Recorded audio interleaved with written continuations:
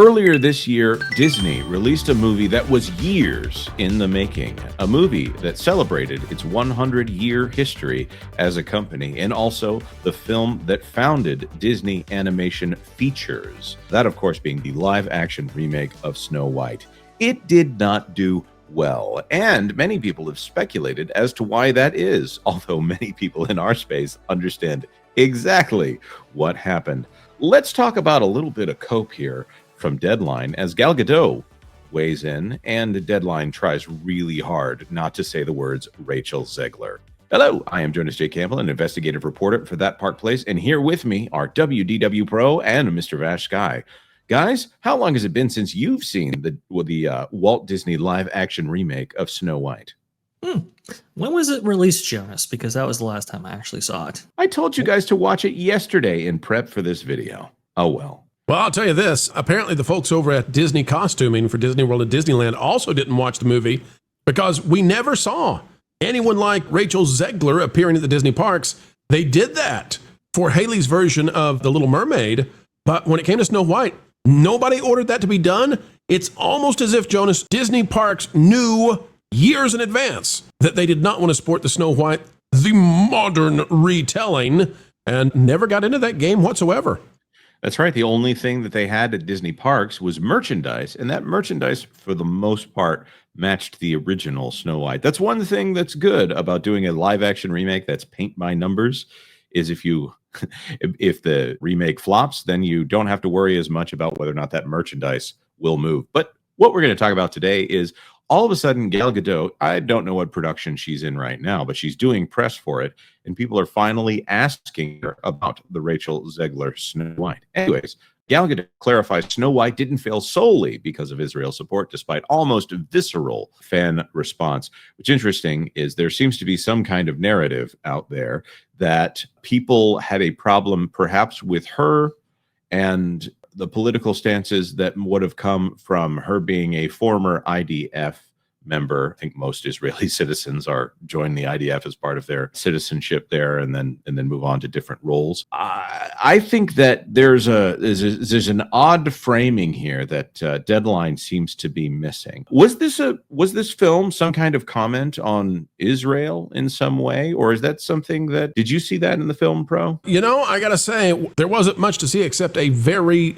significant yellow haze and terrifying dwarfs in the movie, but I can understand why Gal Gadot would feel this way.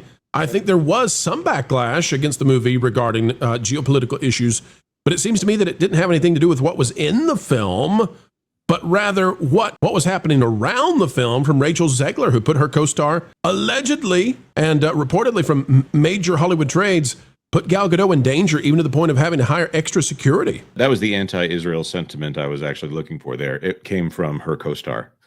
Because Gal Gadot, it was very far into filming before any of that came out. This film, almost from the moment it was announced, was mired in controversy. And Deadline seems to be here trying to rewrite history a little bit. Let's read a little bit of this article. After Gal Gadot brought up the pressure in Hollywood to speak out against Israel, she clarified that wasn't the only reason for Snow White's box office flop. Following her appearance on the Israeli talk show The A Talks, in which she said the Disney live-action remake was greatly affected by discourse around her and Rachel Zegler's opposing stances on the Israel, etc. war. I was honored to join an extraordinary interview with inspiring interviewers whose questions go straight to the heart, wrote Gadot Sunday on her Instagram story. Sometimes we respond to questions from an emotional place. When the film came out, I felt that those who are against Israel criticized me in a very personal, almost visceral way. They saw me first and foremost as an Israeli, not as an actress. That's the perspective I spoke from when I answered the question. Of course, the film didn't fail solely because of external pressures. There are many factors that determine why a film succeeds or fails, and success is never guaranteed. There's some things about the date of the attack here, and I'm looking for the word Zegler.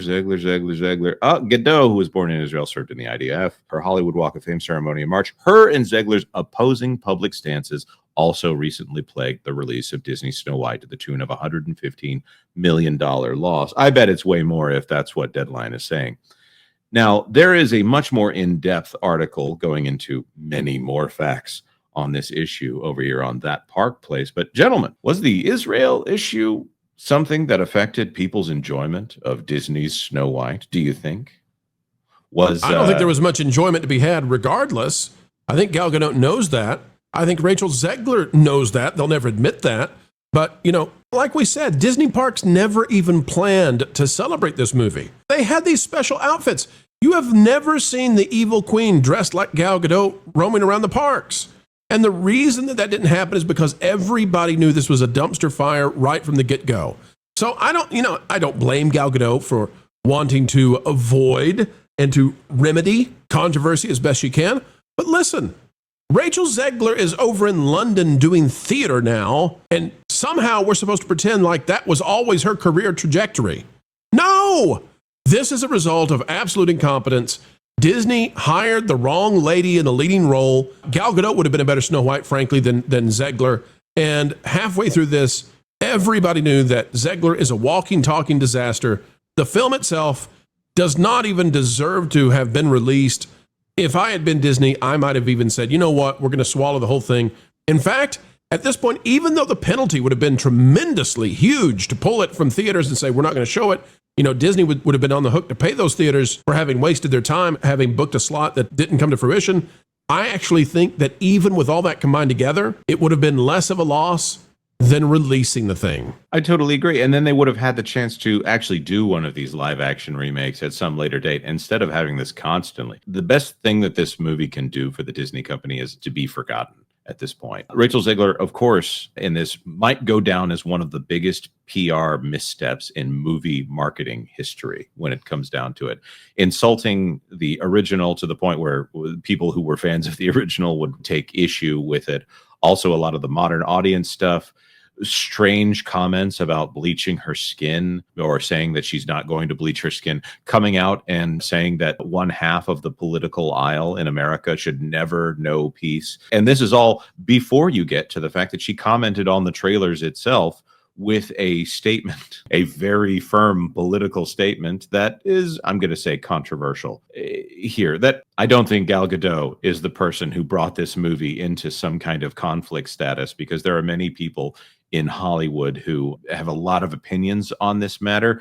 But the idea that this corporate product needed to be tied to a very unpleasant, I'm trying to keep us in the G-rated YouTube algorithm here, very unpleasant and warlike things that happened over there, and things that will probably come up in some kind of trial later on. That is not something that the audience should be associating with 7 dwarves trouncing around on a log singing hi-ho. So I don't think that Gal Gadot was responsible for any of that. I think it's hilarious that Deadline refuses to go into the many career-ending, or should be career-ending, gaffes from Rachel Zegler. They want to say, no, it was about a conflict. It was about a conflict over there in the Middle East. Vash, do you have any comments on this?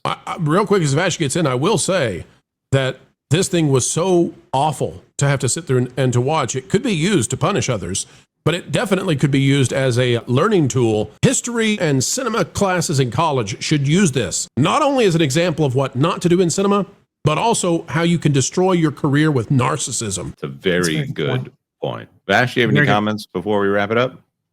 Yes, a couple things actually. One, I think you could, pin the failure of this movie on a lot of factors, but I think just limiting it to only conflicts in the Middle East, I'm not buying that, as we've well relayed. But there were just so many issues with this film. I mean, you had people at D23, the Ultimate Fan event over there in Anaheim, before this movie actually came out, looking at the trailer that was released for that event, and you had Disney fans, the most predisposed to actually liking a film like this and going to see that, coming out of that event going, I will never, ever see that. And if you don't have those people on your side, you're going to have big problems here.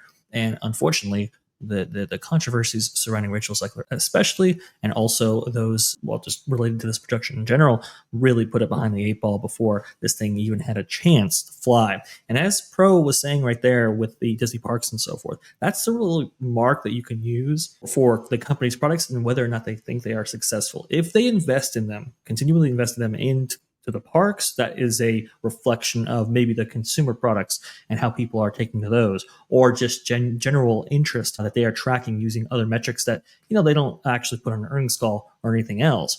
When they don't create a costume or any of the costumes that emulate the look and appearance of the characters on screen right here for the parks division, even though they've done this with Maleficent, with Cruella, with multiple live action productions, that tells you all Vash, you know. You know the last time they didn't do this? Please. Come on, Vash, think about it. What's the last live action that they said, no, I think we'll pass? I'm